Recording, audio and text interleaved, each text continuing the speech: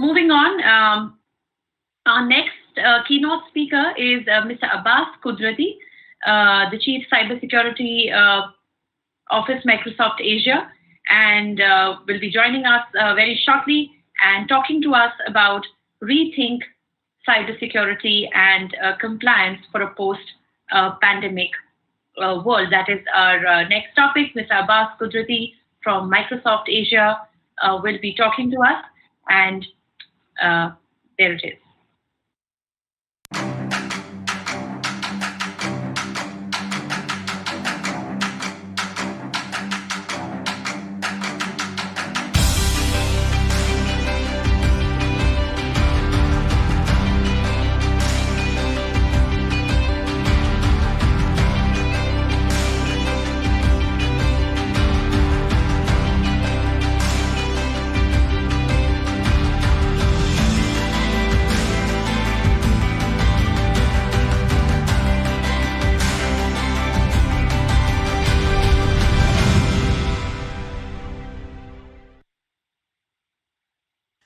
Hi, how are you all doing?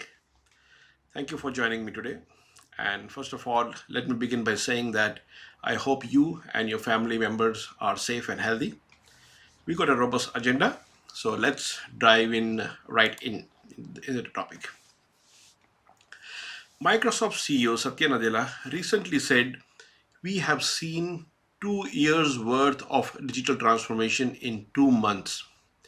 Now we know that not everyone was ready for this unprecedented change and disruption because of COVID 19. Not financially, nor everyone was ready organizationally. However, we know that organizations have adapted more quickly were those who adopted a zero trust philosophy. With this COVID 19 pandemic, we saw an acceleration of two major shifts that meant the difference between the success and struggle. We saw zero trust shift from business option to a business imperative in the first 10 days of pandemic. Companies who were relying on traditional security methods and control, things like firewall, were more susceptible to COVID 19 themed attack and threats, and less able to meet those demand of newly remote workplace. The second was focus on operational resilience. 54% of the CISOs said that their operational resilience plan prepared them adequately for pandemic. This means almost half weren't prepared for any type of disruption. When billions of people formed a largest remote workforce pretty much overnight, we knew that security and compliance challenges would not going to be as small as we thought.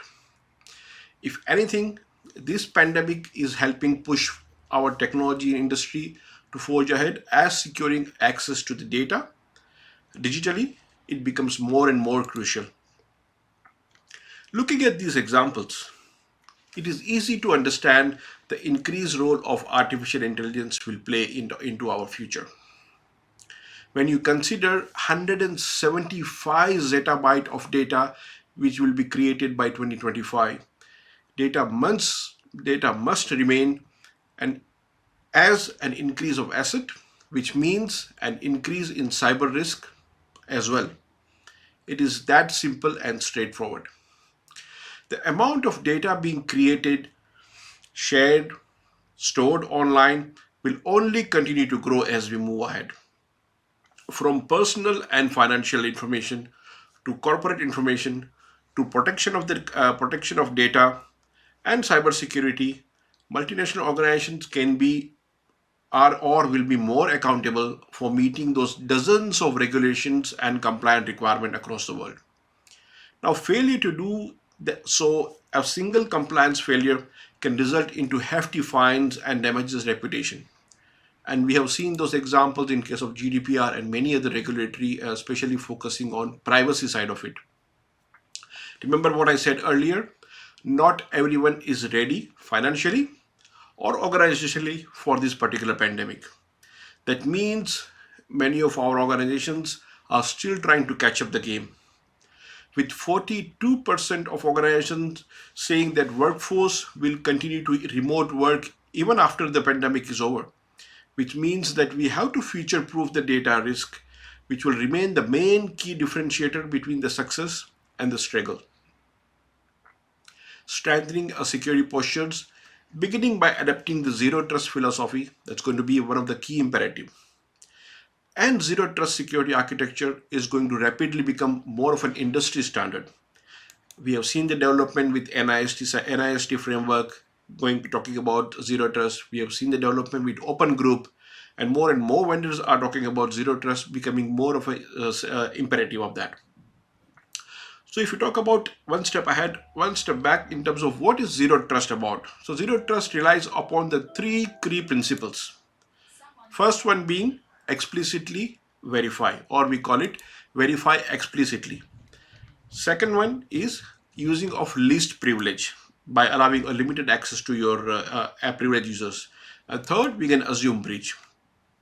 Let's look at the first one. First, verify explicitly.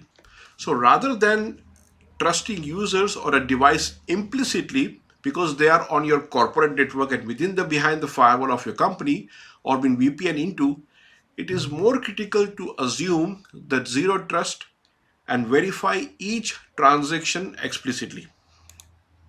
This means enabling a strong authentication, authorization based on all the available data points what you have, which includes the various signal which you receive from identity and device, as well as locations, as well as device health, as well as the service and workload, data classification and anomalies.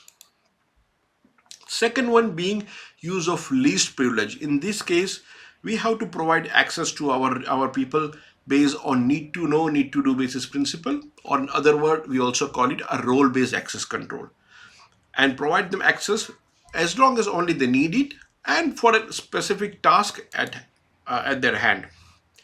The next one or the last one principle on zero trust is about assume breach. Now, finally, we have to operate with an expectation of a breach and apply those techniques such as microsegmentation, real-time analytics to detections of attacks more quickly, threat analytics, implementing a proper SIM monitoring solutions, and having a defensive layer in your network architecture. So in case the first layer fails, you have a second layer to protect in that case. In zero trust model, identities, whether they present people, service, or IoT device, these all defines the various control plane in which the access decisions are made.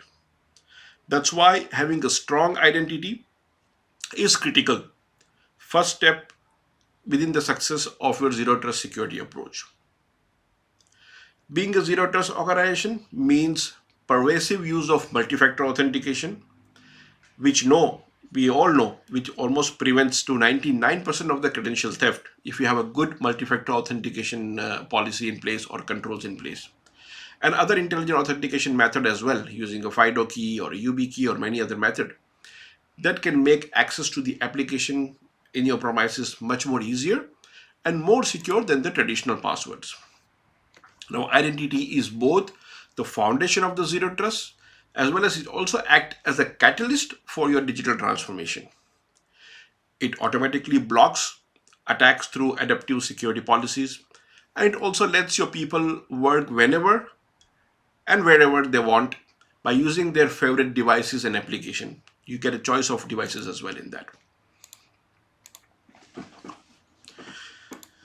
Next one being, we know that because of zero trust security reliance is heavily on perception of threat signals and insight. Now that becomes a very essentials to connect all the dots and provide a greater visibility to prevent, detect, respond those distributed and sophisticated attack.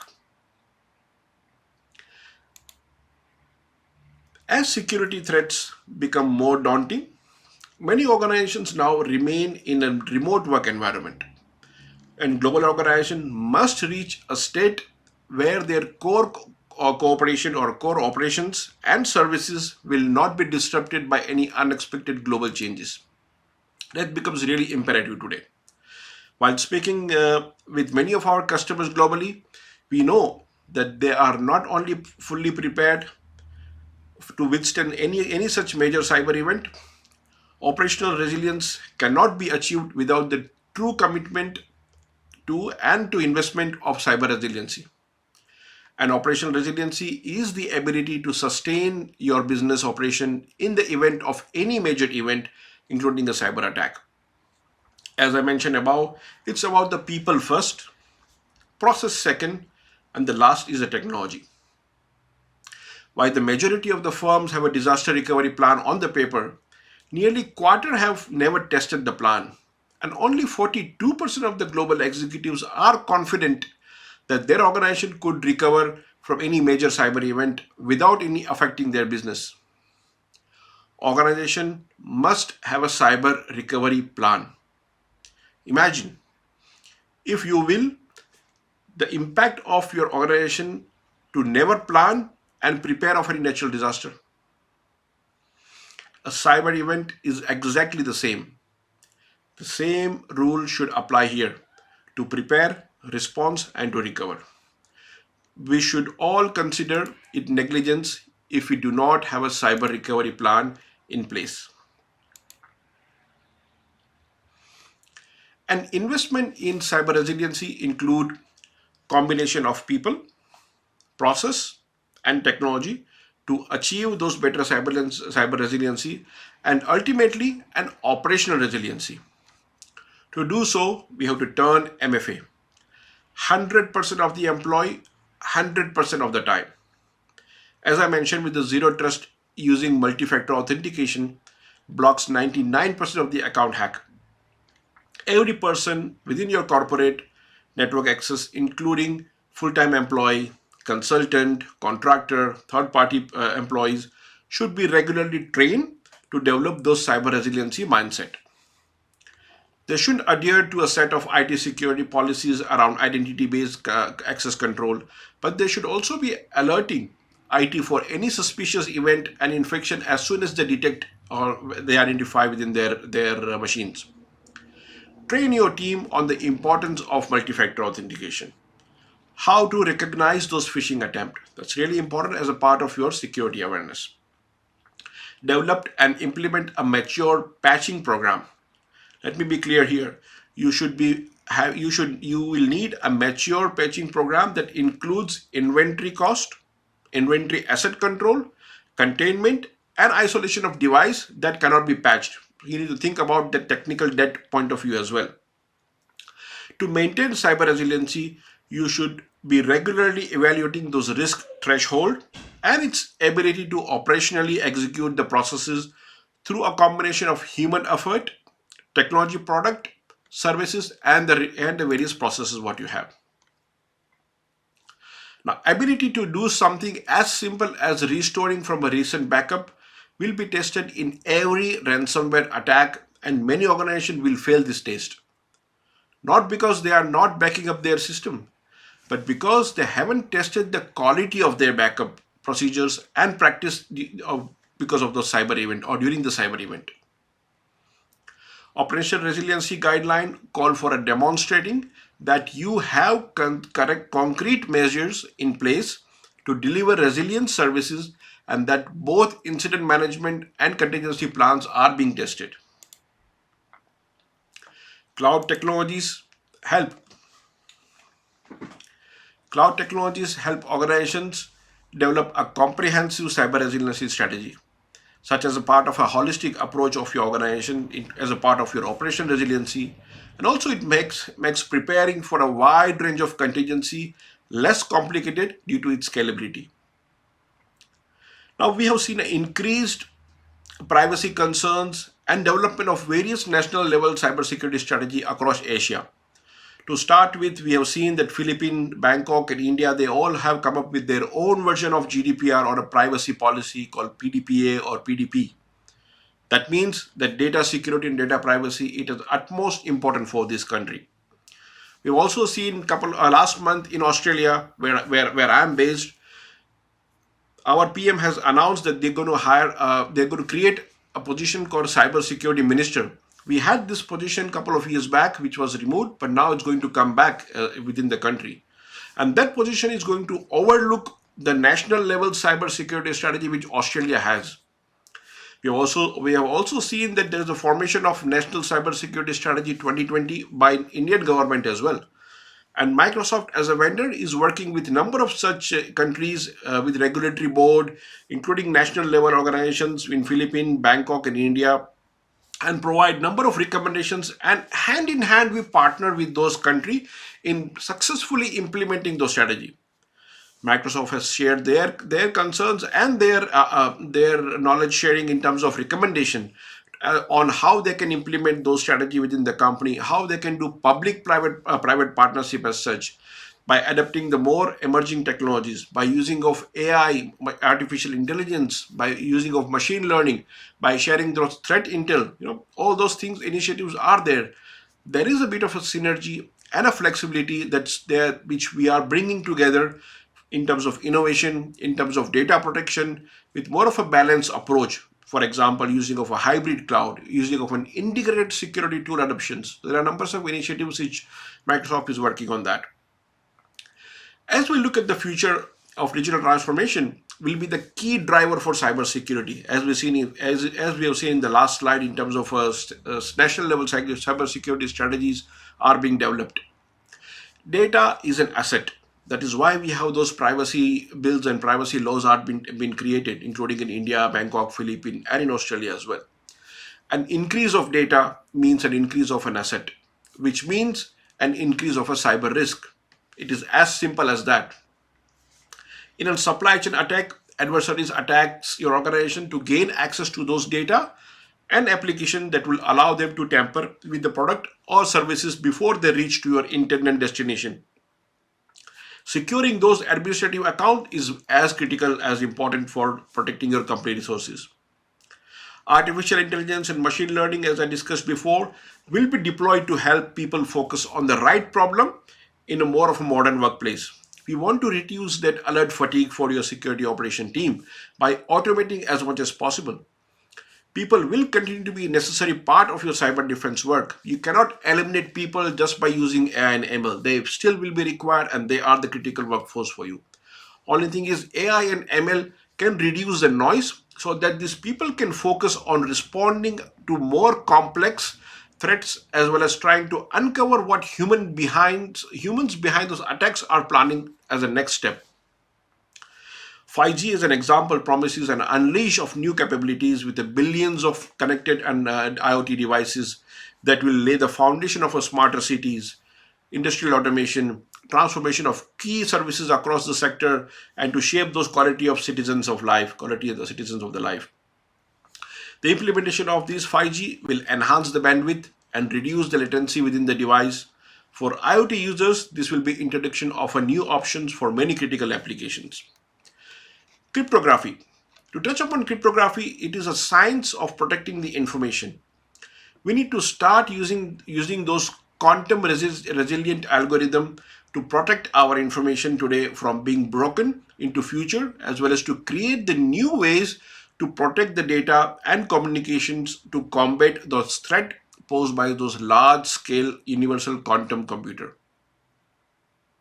There are quantum resistance algorithms that are practical to deploy today in order to prepare for those quantum enabled futures.